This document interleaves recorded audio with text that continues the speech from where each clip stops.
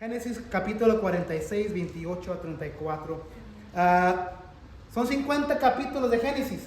Vamos a terminarlo para los últimos de octubre, o quizás la primera semana de noviembre. Comenzamos esta serie llamado Principios. Principios se llama nuestra serie porque en Génesis encontramos todos los principios de toda nuestra existencia. Los principios de la creación,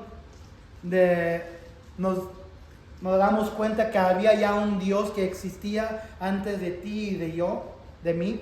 Había un Dios que estaba allí cuando creó el mundo y los cielos. Ya estaba ese Dios.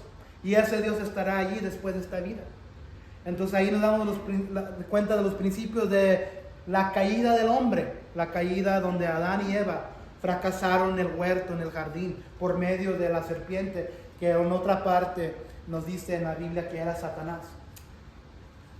Los principios de la civilización, los principios de las consecuencias del pecado. Luego también miramos los principios donde Dios escogió y eligió a un hombre llamado Abraham. Lo eligió para atraer su propósito, su plan, para atraer otra vez de nuevo la creación que se había fracasado por medio de la humanidad. Génesis 46, 28 a 34.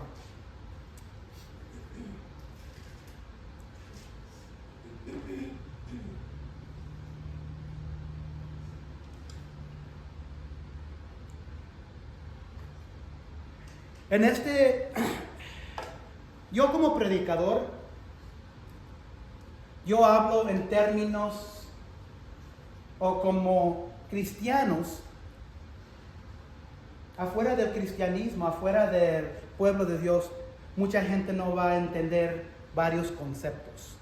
Mucha gente que no son parte del pueblo de Dios, que no son creyentes, no van a entender varios términos o palabras. Entonces, cuando yo digo la tierra prometida para el cristiano, o cuando yo digo la tierra prometida para los hebreos, ¿de a qué me estoy refiriendo? La tierra prometida para los hebreos en Génesis. ¿De a qué se está refiriendo ahí esa frase? La tierra prometida. A Canaán. Dios, Jehová, le había prometido a Abraham una tierra prometida, y eso se encontraba en Canaán, donde ibas a ver una abundancia de miel y leche, ¿verdad? Pero cuando digo la tierra prometida para nosotros cristianos, ¿a qué me estoy refiriendo? Al cielo. El cielo que viene, ¿verdad? Entonces, uno que no es cristiano, que está fuera no va a entender ese concepto. Si hablo, por ejemplo, de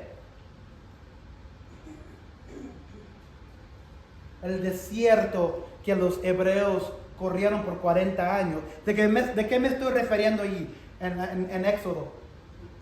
El desierto donde Dios los mantuvo por 40 años. Por desobediencia. ¿De qué me estoy refiriendo? Ahí el desierto. El desierto de Sinaí. Es un lugar físico, ¿verdad?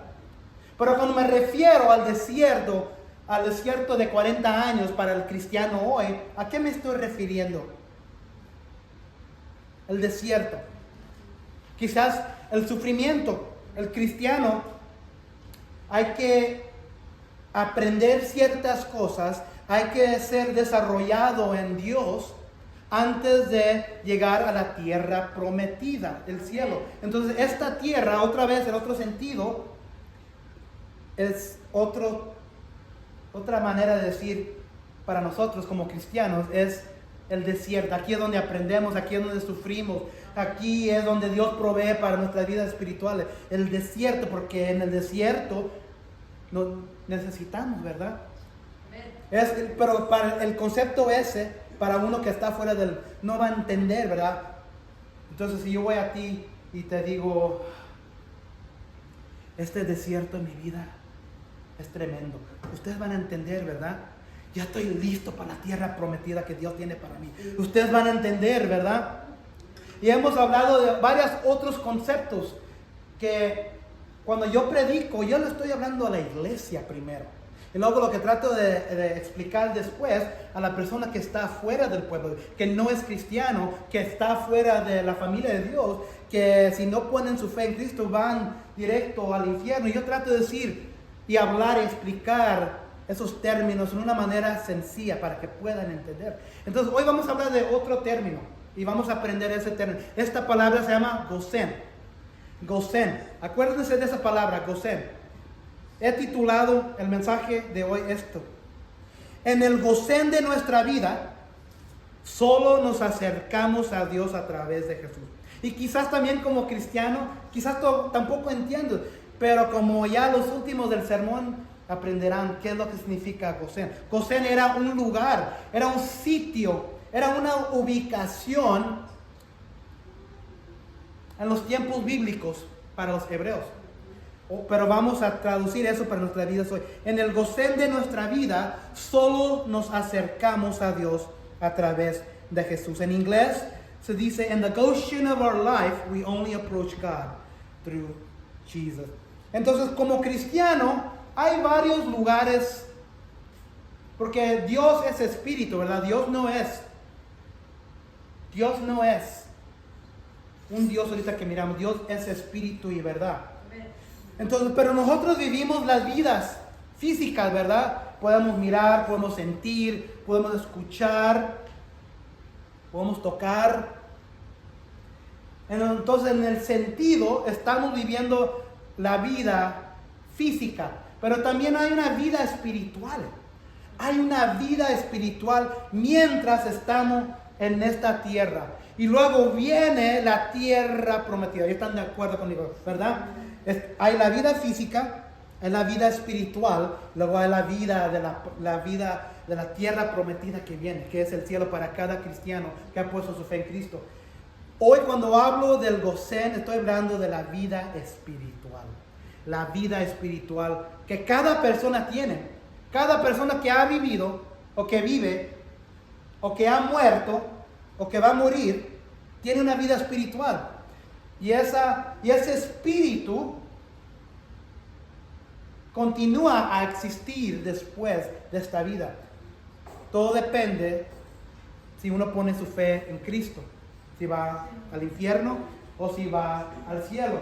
Entonces yo cuando me refiero al Gosén, estamos refiriéndonos a la vida espiritual. Casi ya estamos cerca de la tierra prometida, pero todavía no estamos ahí. La vida física, la vida espiritual, el Gosén y la vida que viene, la tierra prometida. Entonces, hemos hablado de los patriarcas, Abraham, Isaac y Jacob. Jacob tuvo 12 hijos y uno de sus hijos se llamaba José. José no era mexicano, José era hebreo, pero se encuentra un José en la Biblia. José era uno de los 12 hijos de Jacob. Y como era el favorito, aquí nadie tiene favoritos como hijos, ¿verdad? Hijas, ¿verdad? Nadie, ¿verdad? Nadie. Pero Jacob, nosotros no tenemos hijos, pero tenemos 3 perros. Tengo el favorito. Y cada vez que le enseño favoritismo al perrillo chiquillo, porque es el que hemos tenido más largo, ahí están los otros 2 perros tratando de comerse el pequeño porque le dan celos, ¿verdad? Son celosos. Los hermanos de José se ponieron celosos y trataron de matarlo de principio. Luego decidieron venderlo a una caravana de ismaelitas y lo vendieron, lo echaron a un pozo, le dieron la mentira al padre que una bestia, un animal, lo había matado, lo derramaron, la túnica que el padre Jacob le había dado a su hijo favorito, la derramaron con sangre y se la llevaron a su padre y dijeron, ¿no es esta la túnica de tu hijo favorito? Y por 20 y algo años vivió Jacob el padre con esa mentira que una bestia se lo había comido, lo había matado. Todo porque los hermanos se querían deshacer de su hermano. Mientras José está vendido en Egipto. Mientras en Egipto vive la vida sufriendo, pero Dios está con él. Si leen desde el principio del capítulo 37, 38, dice que Dios está con José, pero eso no dice que no va a sufrir. José sufre. Primero, la esposa de Potifar trata de seducirlo varias veces, Hasta finalmente un día que está en el palacio, no hay ningún oficial en el palacio y trata la esposa de Potifar de agarrarlo y seducirlo. Él se va corriendo, pero no antes de agarrarle y romperle el mantel de José, y luego acusa a José, a su esposo, que él trató de seducirla. Mentira. Otra, y como buen esposo, él tomó la palabra. Lo echaron a la prisión federal, donde van todos los oficiales del rey Faraón. El Faraón es el rey de Egipto. Pero ya en la prisión, el federal, se encuentran dos oficiales que el rey Faraón había echado allí: un panadero y un copero, porque alguien trató de asesinar el faraón, el rey. Entonces, mientras se investiga, echa a estos dos oficiales a la prisión. Estos dos oficiales tienen sueños. Y uno de los dones que tenía José, porque sus hermanos lo odiaban, es que él tenía el don de interpretar sueños. Y estos dos oficiales tienen sueños cada uno. El panadero tiene un sueño, el copero tiene un sueño. Y todo se trata de 3 días. Y José interpreta los sueños del panadero y el copero, y le dice al panadero: en 3 días vas a ser restaurado en tu posición con el rey, pero te van a matar, te van a colgar. Al copero José le dice al copero: en 3 días vas a ser restaurado en tu posición y vas a seguir dándole tu posición al faraón. Entonces, 3 días, ¿qué es lo que sucede? El copero es restaurado y sigue su trabajo, haciendo el deber y la tarea y el trabajo de copero al faraón.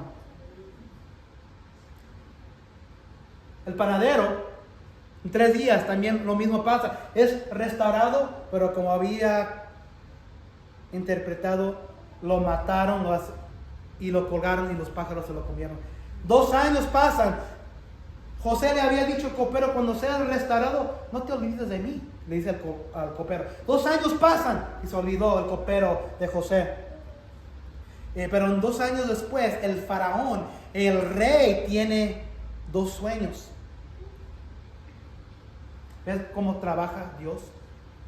Aquí está un esclavo en esclavitud, José, no sabiendo qué es lo que Dios está haciendo para él, pero él ha sido fiel. Y el faraón, el rey, tiene sueños. Nadie los puede interpretar, ni los magos, ni la brujería, nadie. Se acuerda el copero: ay, perdón, todopoderoso rey Faraón, rey altísimo de Egipto, me acuerdo cuando me encerraste, cuando estabas investigando, que había un hebreo cuando estaba en la prisión, y yo y el panadero estábamos allí y tuvimos sueños, y él interpretó nuestros sueños y se cumplieron, y por eso estoy aquí. Él puede interpretar. El faraón de volada saca a José y le dice los sueños, y José le dice al faraón, al rey: los 2 sueños son uno. Los primeros 7 años van a haber una abundancia de comida. Una abundancia de comida. Va a haber bastante elote, bastante alimentación. Pero luego van a venir otros 7 años. Va a haber una hambruna, un hambre, donde no nomás en Egipto, pero en todas las tierras. Entonces le recomiendo, le dice José al rey, al faraón, le recomiendo, acuérdense que José todavía es un esclavo, le dice con todo respeto: rey, levanta a alguien, contrata a alguien que por los primeros 7 años aguarde, aumente, que haga de reserva a toda la alimentación, porque esa persona también va a ser responsable de dar y alimentar al país de Egipto y todas las naciones. El faraón mira el espíritu. El faraón es un pagano, no sabe nada de Dios, pero él ve el espíritu de Dios en él y le dice a José: no hay nadie más capacitado para esta obra que tú. ¡Pum! Es levantado de esclavo, ahora es el gobernador de Egipto. Entonces el faraón, el rey, le da a José la posición de gobernador. Le dice el faraón, el rey, a José: no hay nadie más alto que tú, que yo. Entonces en todo te vas a encargar. La gente va a venir a ti, tú vas a gobernar a todo Egipto. Tú vas a ordenar, tú vas a dar órdenes a todo el país, pero nomás yo voy a estar sobre ti. ¿Ven la bondad de Dios cómo trabaja? Entonces José es gobernador. ¿Y quién es que vive afuera de Egipto que también le pega el hambre, la hambruna? Los hermanos y el padre de José. Los hermanos se habían olvidado de él. El padre, pensando ya que su hijo había muerto, le dice a sus hijos: vayan a Egipto, sonsos, como les digo a los perrillos míos, sonsos. ¿Por qué se están mirando? Dice la palabra. Vayan a Egipto, agarren la alimentación porque nos vamos a morir. Los hermanos van, ¿y quién se encuentran allí? Al hermano de los hermanos. Pero ellos no lo reconocen porque ya habían pasado como 20 años. Y los egipcios no se visten igual. Los egipcios, si han mirado películas o historia, se cortan el cabello. Son pelones. Luego se visten. Entonces el José, que era hebreo, ya no se miraba como un hebreo, se miraba como un egipcio. Pero ellos no lo reconocen, pero saben que él los reconoce a ellos. Él reconoce a ellos. Y le dan varias pruebas. Y durante estas pruebas, eventualmente él se da a conocer. Y en vez de recompensar la maldad con maldad, porque sus hermanos lo habían vendido, lo habían tratado con maldad, él los recompensa con misericordia, con gracia, con perdón. Y les dice: vayan a agarrar a nuestro padre y vénganse para acá, porque ahí donde están se van a morir. Yo voy a hablar, ahorita vamos a darnos cuenta, que José le había dicho a sus hermanos: yo voy a hablar con el faraón, vénganse a un lugar llamado Gosén, y aquí ustedes vivirán, aquí tendrán toda la abundancia de la tierra de Egipto. Y es ahí donde nos encontramos hoy, en Génesis 46, 28 a 34. Y así dice la palabra de Dios en Génesis 46, 28.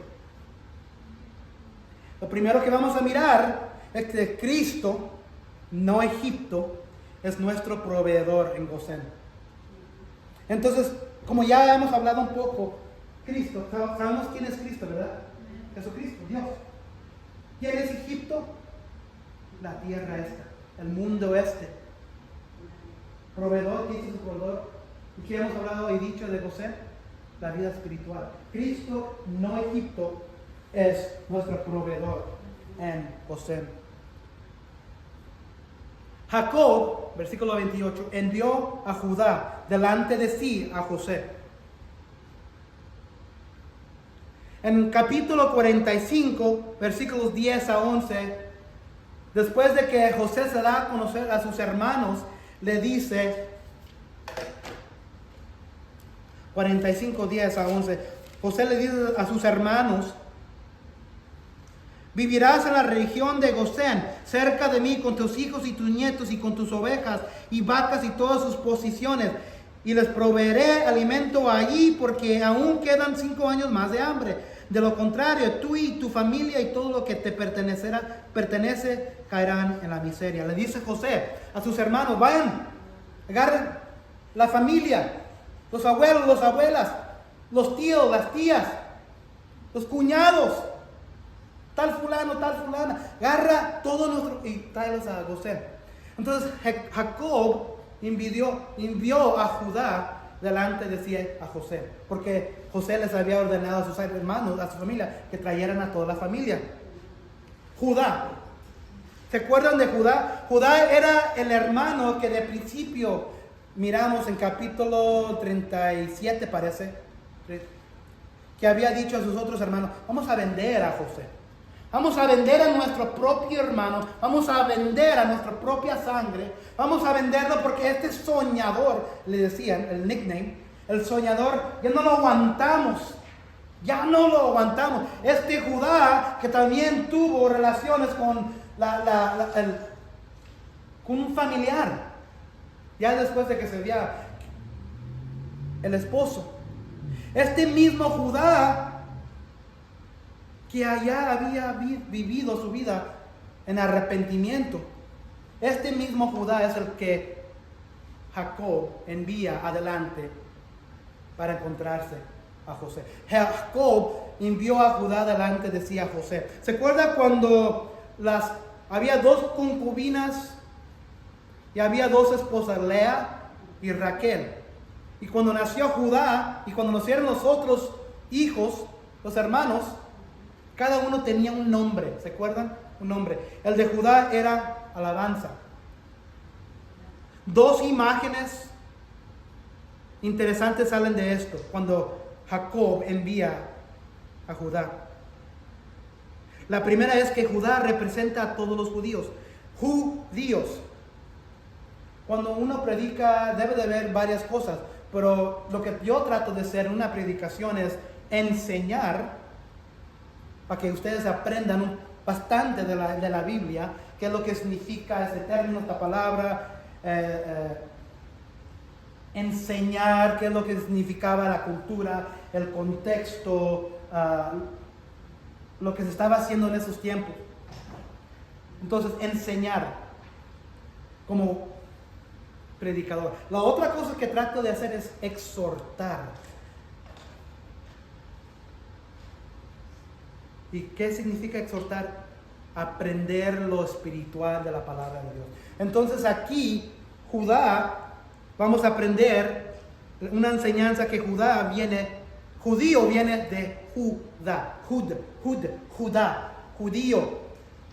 En inglés se dice Judah. Jew. En inglés se dice judío, Jew. En inglés se dice Judá. Pero de ahí viene la palabra judía, Judá. Entonces, esa es una enseñanza que quiero que ustedes aprendan. Que el término, la palabra judío viene de aquí, de este hijo, Judá. La primera es que Judá representa a todos los judíos. El término judío proviene directamente del nombre Judá. En segundo lugar, como sucede varias veces en la Biblia, Judá es enviado primero. Como Judá significa alabanza, nos está dando una imagen de nuestras responsabilidades ante el Señor como cristiano. Jueces 20:18 dice, a ver, ¿dónde lo tengo aquí? Los israelitas subieron a Betel y consultaron a Dios. Le preguntaron cuál de nosotros será el primero en combatir a los de la tribu de Benjamín. El Señor respondió, Judá será el primero. Entonces, en muchas instancias, cuando iban a luchar o a guerra, después de que el pueblo de Israel es formado o desarrollado, siempre es Judá que va adelante. Entonces, que la alabanza vaya primero ante el Señor. Judá será el primero en marchar delante del tabernáculo cada vez que se mueva en el desierto. Además, Judá será seleccionado varias veces para marchar primero a la batalla. Entonces, para nosotros hoy, en todas las cosas, aquí Judá va adelante, decía José, en todas las cosas, que la alabanza del Señor vaya primero en frente de nuestras batallas. Es una imagen eterna para que veamos y actuemos en nuestras oraciones, en nuestras vidas, en nuestras esperanzas. Deja que la alabanza vaya primero en las batallas. Porque es difícil, ¿verdad? Cuando estamos en el medio de la batalla, pues cuando estamos en medio de la prueba, de la oscuridad, de la tormenta, es difícil alabar a Dios. Difícil. Pero en Santiago 1, versículo 5 dice, con todo gozo deberemos entrar a la prueba del Señor. Con todo gozo. Hay que gozar, hay que alabar a nuestro Señor cuando esté lo más difícil, cuando duela más ese sufrimiento. Hay que ir adelante a Jesús. ¿Se acuerdan? Y a José es el hermano de los hermanos, pero como hemos estado hablando de términos, palabras que significan para la vida espiritual de cristianos hoy, ¿quién es José para nosotros hoy? Jesús. José es el hermano, pero José representa a Jesús en la historia. Entonces Judá va adelante, decía Jesús, a José. Cuando tú vayas delante a encontrarte a Jesús enfrente de la batalla, tenemos que adorar, tenemos que alabar. Es bien fácil, ¿verdad? Adorar y alabar a Dios en medio de la tormenta, en medio de un sufrimiento, en medio de una muerte. Es difícil, ¿verdad? Pero la palabra dice que deberíamos adorar, deberíamos alabar, deberíamos gozar en el sufrimiento. ¿Por qué? Porque eso nos atrae más, acercando a nuestro Señor Dios. Entonces, la enseñanza, primero es que Judá significa de dónde viene judío, pero lo que quiero que aprendamos que Judá significa alabanza. Una manera de mirarlo es que deberíamos ir enfrente de la batalla, enfrente del sufrimiento y decirle: gracias, Dios, te alabo en medio de mi sufrimiento, te alabo en medio de mi tormenta, te alabo por medio de esto que estoy pasando, esta pesadilla, te alabo, Señor. Es difícil, yo sé, pero Dios quiere ser tu Dios. Deja que la alabanza vaya primero. Entonces Judá va adelante, decía a José, para indicar delante de él camino a Gosén. Y llegaron a la tierra de Gosén. Lo tengo aquí subrayado en rojo. Gosén. Quiero que se vayan de aquí esta tarde, este día, acordándose esta palabra, Gosén. No es un término, no es una palabra, no es una tierra que se encuentra hoy. Cuando estaba estudiando este pasaje, me di cuenta que en los Estados Unidos hay varios pueblos que se llaman Gosén. Varios pueblos. Pero el Gosén ya no existe en esa tierra de Egipto. Pero lo que quiero que se vayan de aquí, que sepan que había un pueblo, había un sitio llamado Gosén. Y también para la significancia de eso para nosotros hoy. Gosén. Vamos a aprender un poco de Gosén. El nombre Gosén significa acercarse o aproximarse. Acercarse o aproximarse. Y les voy a dar aquí un poco de enseñanza,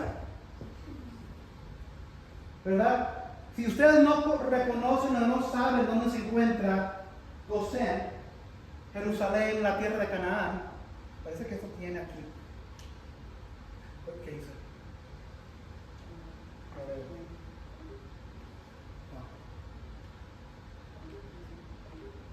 Tiene aquí como un puntador, tiene un laser, pero no lo puedo encontrar. Voy a apuntar con mi dedo.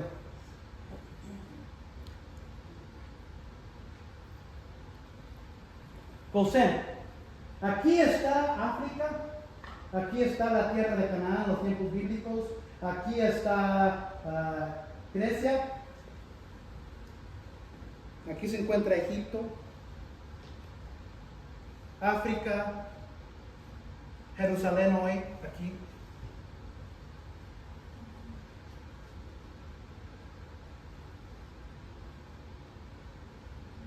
Macedonia, Italia, Roma. Sabemos dónde está Roma hoy, ¿verdad? Pero fíjense, ¿dónde estamos nosotros? Allá, acá, aquí, ¿dónde estamos? Los que puedan leer el mapa. Aquí. La hermana está apuntando aquí. ¿Qué país es este? México. ¿Qué país es este? ¿O qué continente es este? Suramérica, ¿verdad? ¿Qué país es este? La tierra de los sueños, ¿verdad? De los sueños. Los sueños americanos, ¿verdad? Los Estados Unidos, aquí estamos nosotros, ¿verdad? ¿Dónde está Oklahoma? Por aquí, ¿verdad? ¿Dónde está el Reno? Cuando dicen, ¿dónde vives? Vivo en el Reno, Oklahoma. Pero lo digo como un acento de country en inglés. Oh, Reno. El Reno está por aquí, ¿verdad? Ahora ya conocen en relato a los Estados Unidos. El Reno, Oklahoma, estamos aquí. Pero si cruzan todo el Atlántico, ya saben aquí donde está África. Y aquí está la tierra prometida, la Canaán. Y aquí, en este rinconcito,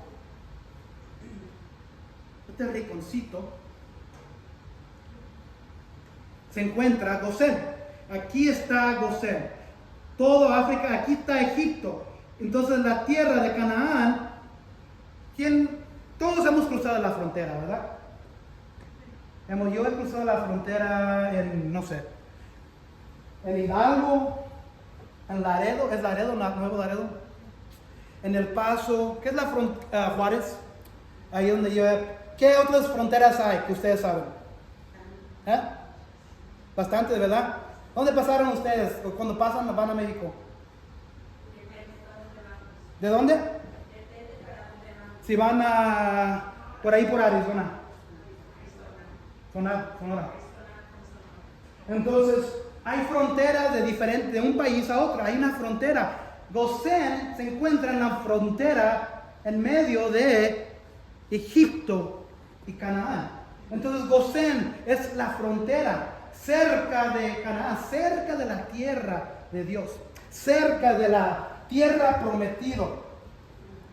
Gosén es la frontera de los prometidos. Gosén era una parte de Egipto en la frontera con la tierra prometida que Dios le había dado a Abraham para su descendencia. Y es aquí donde va Judá a encontrarse a José. Otra cosa que quiero que saquen de fíjense, si Jacob también se llama ¿qué? ¿Qué era el nombre que Dios le había dado a Jacob? Israel, ¿verdad? Israel es el pueblo de Dios en el Antiguo Testamento. ¿Quién es el pueblo de Dios hoy? La iglesia. Hemos estado metidos al pueblo de Dios con los israelitas. Con Jacob, Israel, el pueblo de Dios. El pueblo de Dios envió a Judá. Un representante decía a José. ¿Quién podemos decir aquí? Jesús. El pueblo de Dios, la iglesia, envió a un líder. Porque acuérdense, cuando van de regreso a Egipto, traen camellos, traen carros, traen caballos. Vienen en las limusinas del faraón. Pero Jacob envió a Judá. Mi deber como pastor, mi tarea, mi trabajo como pastor, representante de la iglesia.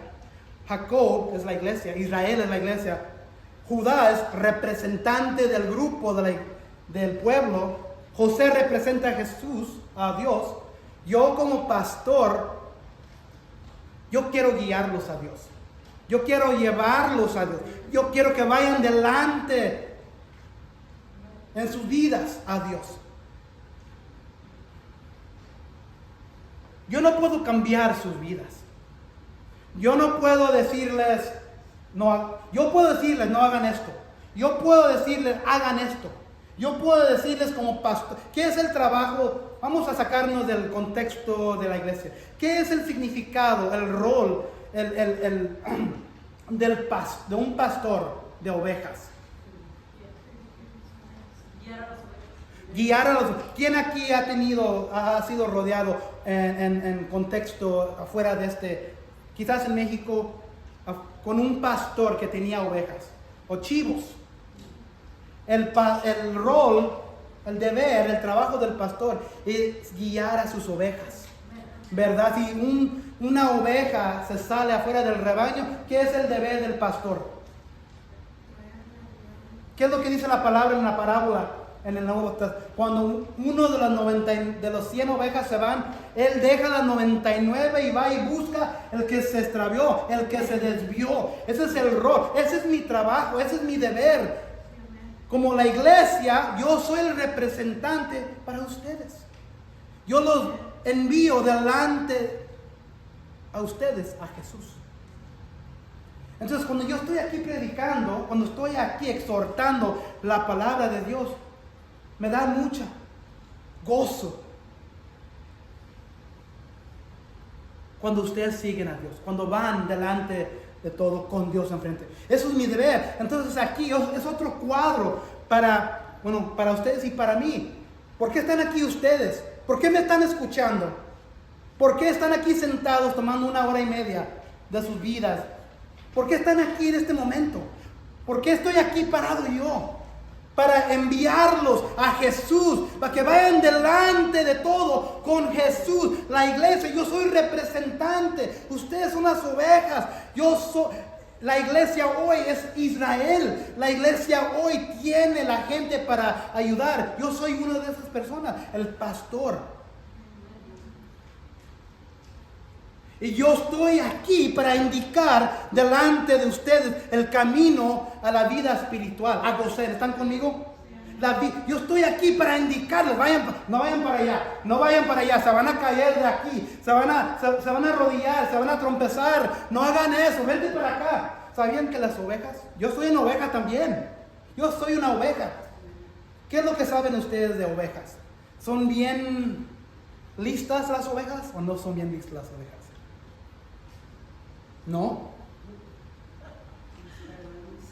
Yo como oveja, yo me he desviado en mis tonterías. Pero en mis tonterías y ahora en la posición de pastor, uno que puede indicar, yo estoy aquí para que sean guiados a Dios.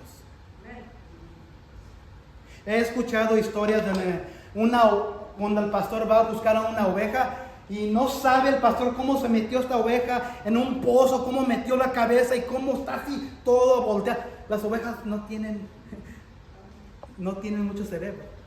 Y con nosotros como ovejas, yo estoy aquí para ser guiado y yo estoy aquí a guiarlos a ustedes. Gocén, la vida espiritual significa Gosén, a cercano. Gosén estaba en la frontera de Canaán, en la frontera de Egipto, cerca de la tierra prometida. Entonces mi deber como pastor es guiarlos a ustedes, apuntarlos a Dios, guiarlos a Cristo, en la vida espiritual, en el Gosén de nuestras vidas. Gosén, Gosén, Gosén.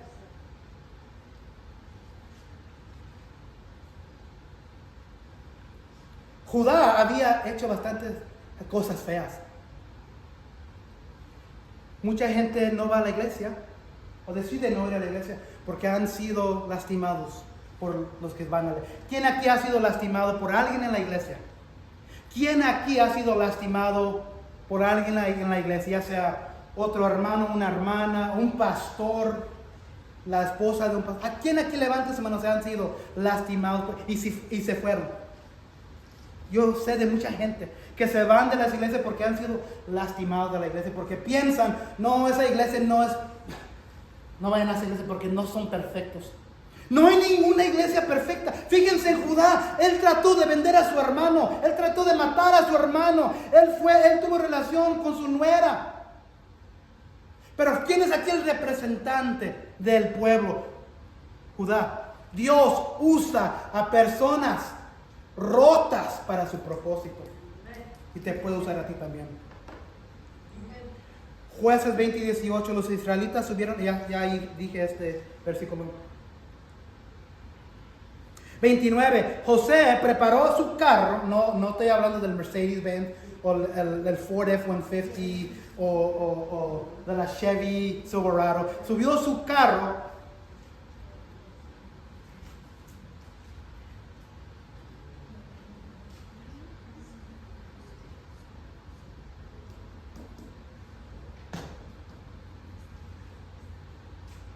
Y subió a Gosén. Otra vez, José va a Gosén para ir al encuentro de su padre Israel.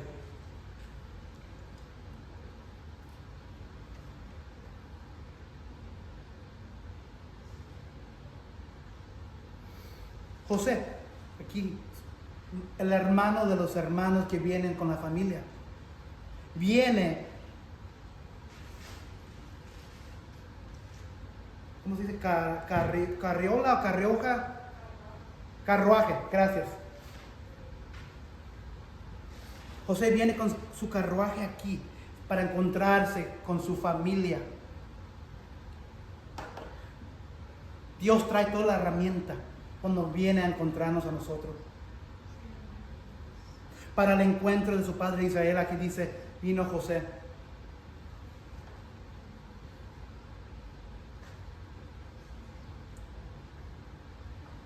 Apenas lo vio Jacob, se echó sobre su cuello y lloró largamente sobre su cuello. Esto es un encuentro, una reunión bien especial. 20 y algo años tiene el padre Jacob sin mirar a su hijo. 20 y algo años tiene Israel sin mirar a su hijo favorito. Él había sufrido, a él le habían mentido sus hijos propios que su hijo favorito había muerto. Y ahora se dieron cuenta ya después, y los hermanos, los hijos de Jacob, su padre, le dijeron la verdad. Pero ahora por la primera vez, él se está dando de conocer con sus ojos la reunión con su hijo, después de 20 años, después de tanto tiempo. Es una dulce reunión entre padre y hijo, separado ya no más. ¿Estás separado tú esta mañana? ¿Cuánto tiempo tienes separado de Dios? ¿Cuánto tiempo tienes que no has estado en la presencia de Jesús? Que no has estado en la presencia de Dios. ¿Cuánto tiempo te has alejado esta mañana? Ya sea cristiano, porque el cristiano también se puede desviar, alejar. Pero ¿cuántos de nosotros, ustedes están afuera del pueblo de Dios? No tienen la presencia de Dios. Se han olvidado. Jacob se había olvidado de José. No era su culpa porque le habían mentido. Pero ahora se va encontrando con José, el salvador de Egipto. El gobernador, el que tiene alimentación para proveer y a salvar a las vidas para que no se mueran. ¿Cuántos de ustedes necesitan a ese Salvador esta mañana? ¿Cuántos de ustedes, de nosotros, hemos estado sin Cristo en nuestra vida?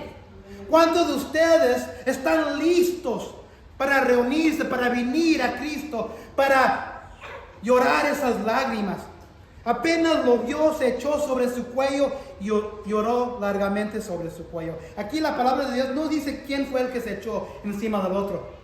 No dice si era José, no dice si era Jacob. Yo quiero pensar que era Jacob, porque Jacob era el que había sido mentido, al que le mintieron, que su hijo ya no existía. Entonces José estaba bien ocupado con su tarea de gobernador. No es decir que él no anhelaba ver a su padre, pero José había sufrido más también. Yo quiero decir que aquí era el padre Jacob que se echó encima, arriba de José.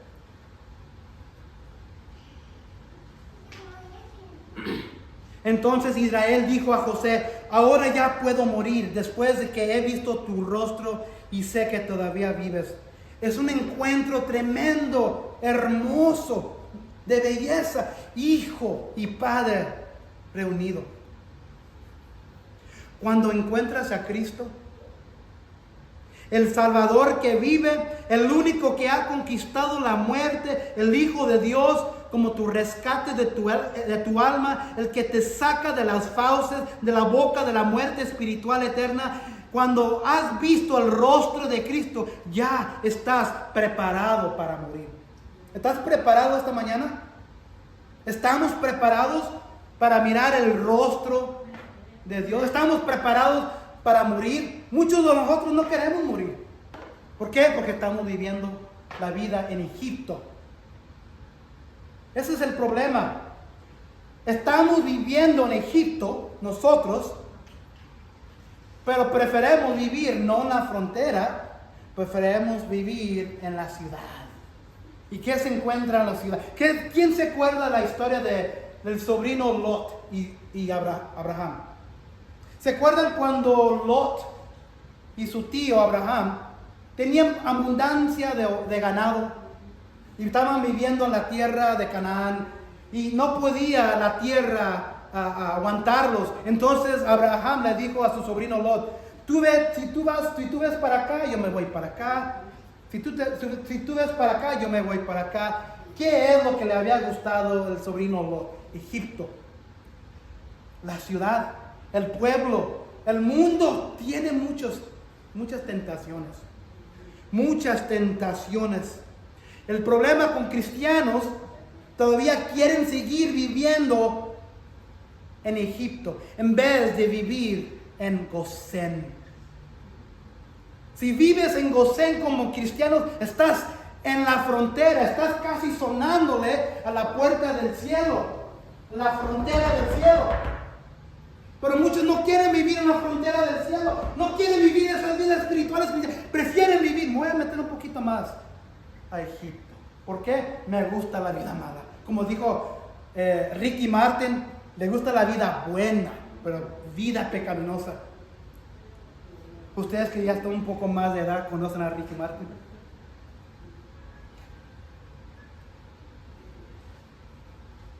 Muchos no quieren vivir en la frontera de Dios, no quieren vivir la vida espiritual cristiana que tiene Dios para nosotros. Prefieren, voy a entrarle al pueblo de Egipto, igual que Lot. Y se acuerdan qué es lo que le sucedió a Lot cuando se fue a Egipto. A Sodoma y Gomorra se fue.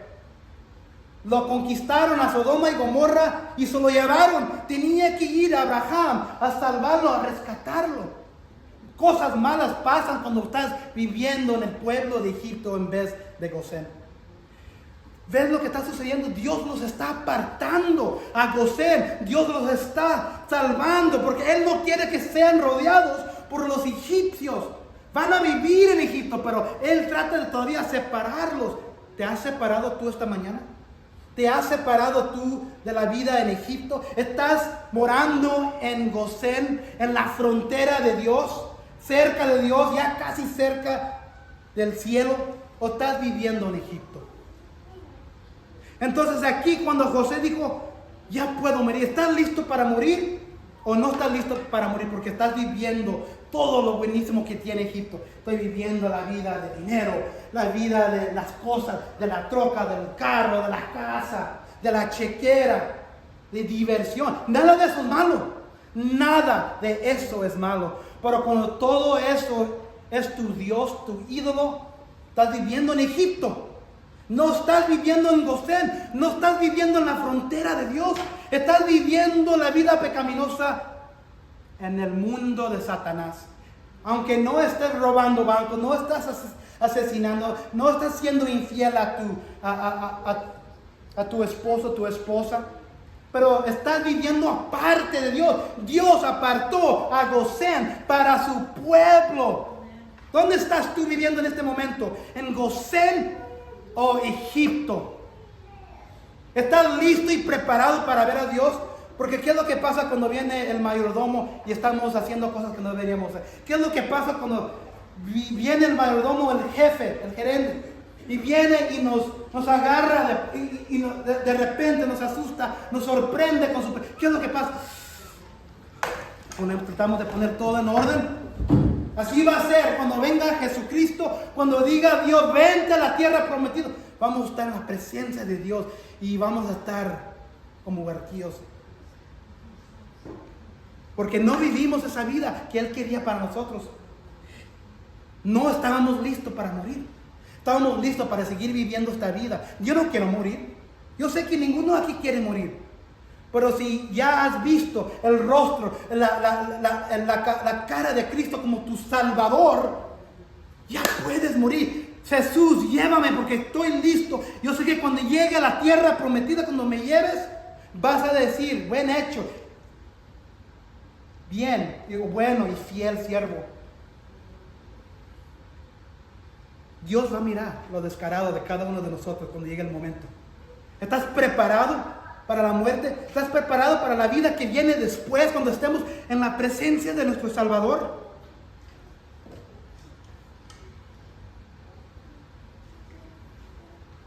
Cuando encuentras a Cristo, el Salvador que vive, el único que ha conquistado la muerte, el Hijo de Dios, como tu rescate de tu alma, el que te saca de la boca de la muerte espiritual eterna, cuando has visto el rostro de Cristo, ya estás preparado para morir.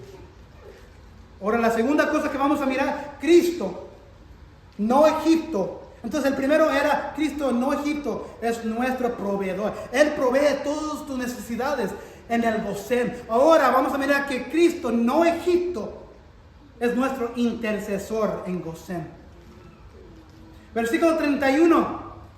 Y José dijo a sus hermanos y a la familia de su padre: subiré y lo haré saber a Faraón y le diré.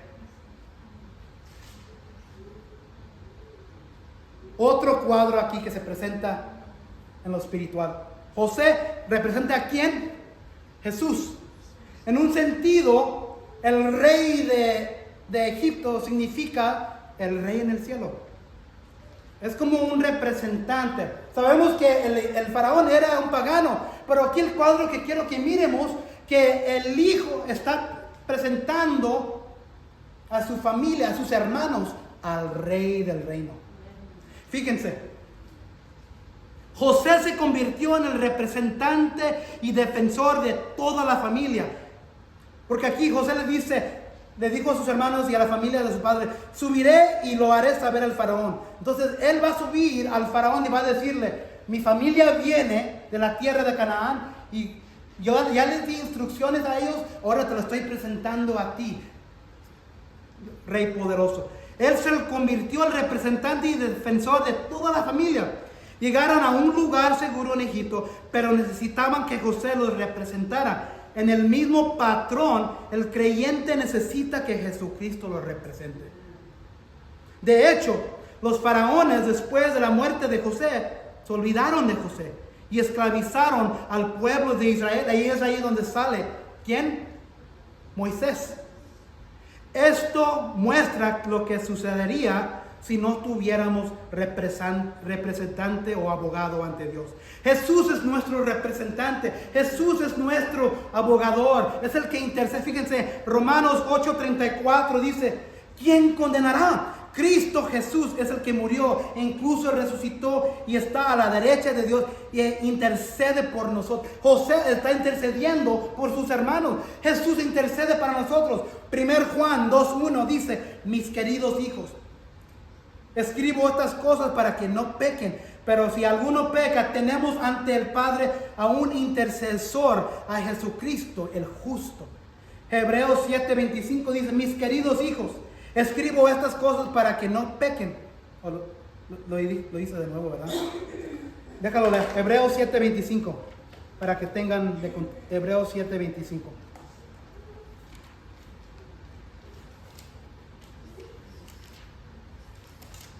Dice: por eso también puede salvar por completo a los que por medio de Él se acercan a Dios, ya que Él vive siempre para interceder por ellos. ¿A dónde vas tú cuando necesitas ayuda? ¿Quién es tu intercesor? ¿Quién es el que vas para cuando necesitas apoyo? ¿A quién vas cuando necesitas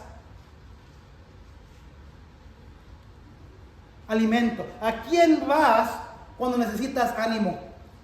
Si no es Jesús, estás equivocadamente en el lado equivocado. Jesús es nuestro intercesor. Jesús, no María. Jesús, no San Judas. Jesús, no los santos. Jesús, no un sacerdote. Jesús, no el Papa. Jesús, no Joel Méndez. Jesús, no un pastor. Jesús, no una iglesia. Jesús es nuestro eterno representante y abogado, siendo el mismo ayer, hoy y para todos los siglos.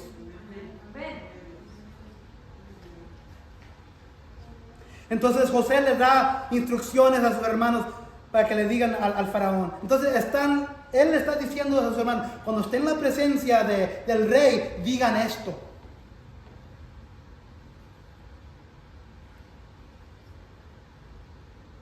Los hombres son pastores de ovejas, pues son hombres de ganado. Han traído sus ovejas y sus vacas y todo lo que tienen. Entonces José se va a presentar enfrente de ellos y va a interceder para ellos. Les va a decir: estos son mis hermanos. Ellos vienen para vivir aquí en Gosén, aquí en el país de Egipto. Versículo 30. Y cuando Faraón los llame y les diga cuál es su ocupación, ustedes responderán: sus siervos han sido hombres de ganado desde su juventud hasta ahora, tanto nosotros como nuestros padres, a fin de que habiten en la tierra de Gosén. Entonces José le está diciendo: cuando esté en la presencia del rey, díganle esto para que él pueda permitir que vivan en la tierra de Gosén. La tierra espiritual de Gosén son nuestras vidas espirituales hoy. Hay varios beneficios de vivir en Gosén y son numerosos. Yo aquí digo, hay 12 beneficios. Seguridad. José va a ser el seguro para su familia. Ustedes y sus familias estarán a salvo de cualquier daño si están en Cristo, en Gosén. Provisión sobrenatural. Dios proveerá para tus necesidades de manera sobrenatural. Número 3, milagros. ¿Quién quiere ver milagros en sus vidas? Verás suceder milagros en tu vida si vives en José.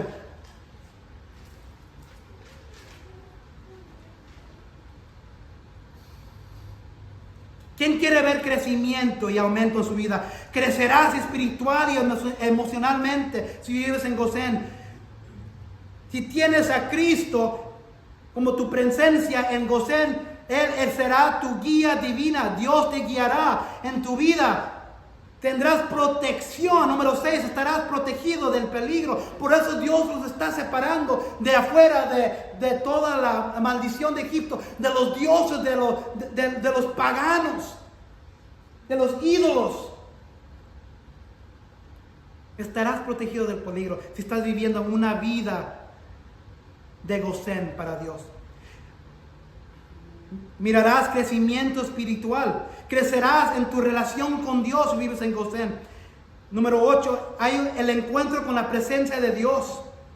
Encontrarás la presencia de Dios de una manera poderosa si vives en Gosén.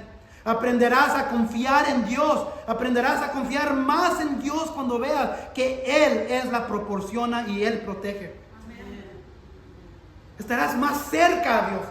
Por una razón, por un propósito, Dios los puso en Gosén. ¿Qué está ahí a la frontera arriba? La tierra prometida. ¿Por qué? Él sabía que un día Él los iba a llevar de regreso por medio del Salvador. Moisés, el rescató, los iba a llevar a la tierra prometida. Dios nos tiene aquí cerca al cielo, pero tenemos que estar cerca a Él. Tenemos que estar viviendo esa vida espiritual cristiana dada a Él. Porque si estamos más retirados de la vida de la tierra prometida, va a ser más difícil de que Dios nos eche para atrás. Otra cosa, número 11, experimentarás la paz de Dios. Experimentarás la paz de Dios que sobrepasa todo entendimiento si estás viviendo en Gosén. Número 12, serás parte de una comunidad. Serás parte de una comunidad de creyentes que te apoyarán y te animarán. Si estás buscando un lugar donde puedes experimentar todas estas cosas, Gosén es el lugar para ti, para mí. Ven y habita en el Gosén hoy. Colosenses 3, 23, 24 dice: todo lo que hagan, háganlo del corazón como para el Señor y no para nosotros. Fíjense aquí en los últimos del versículo 34 dice: porque para los egipcios todo pastor de ovejas es una abominación.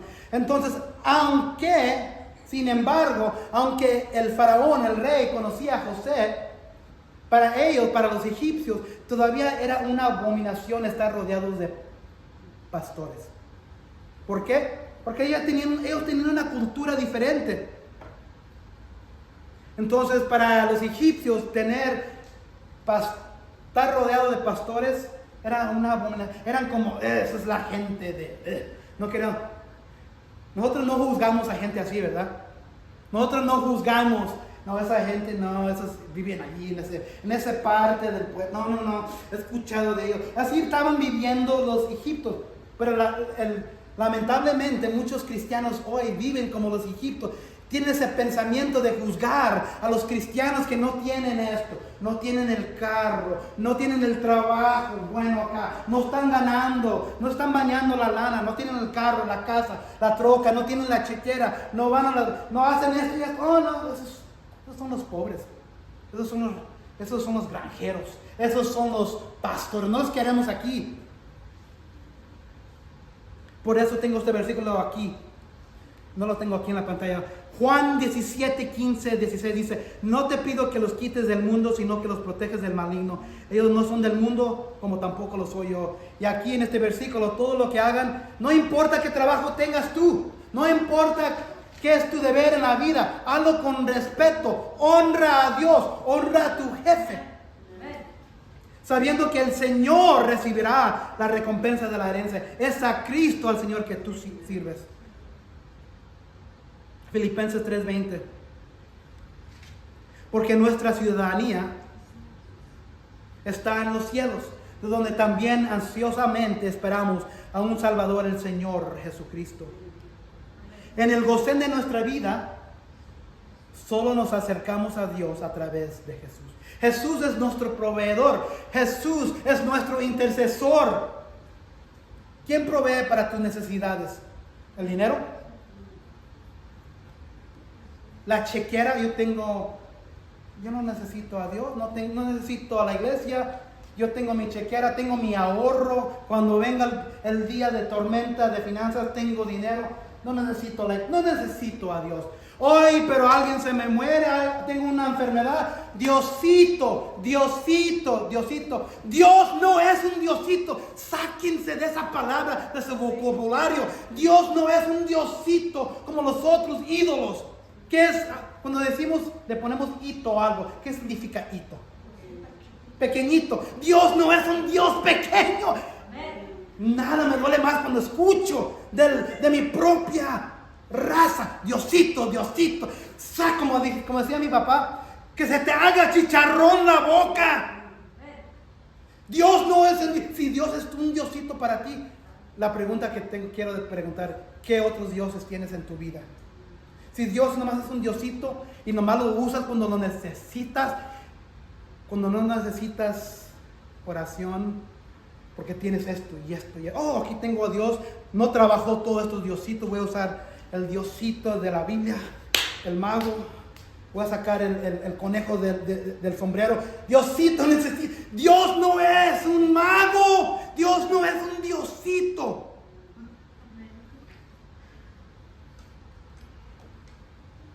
Por eso muchos cristianos no se acercan a Dios, no se acercan a la frontera del cielo, porque están acercándose a Egipto y no a Gosén.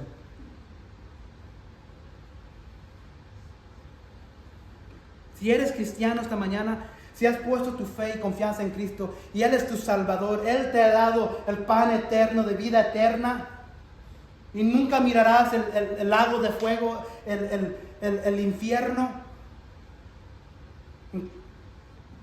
¿Estás viviendo ahorita en el gozén que Dios nos ha dado? ¿Te has apartado de la maldad de Egipto? ¿Te has apartado de todos los paganos? ¿Te has apartado del mundo? ¿O estás como Lot? Yo me voy para acá. Miramos qué es lo que le sucedió a Lot.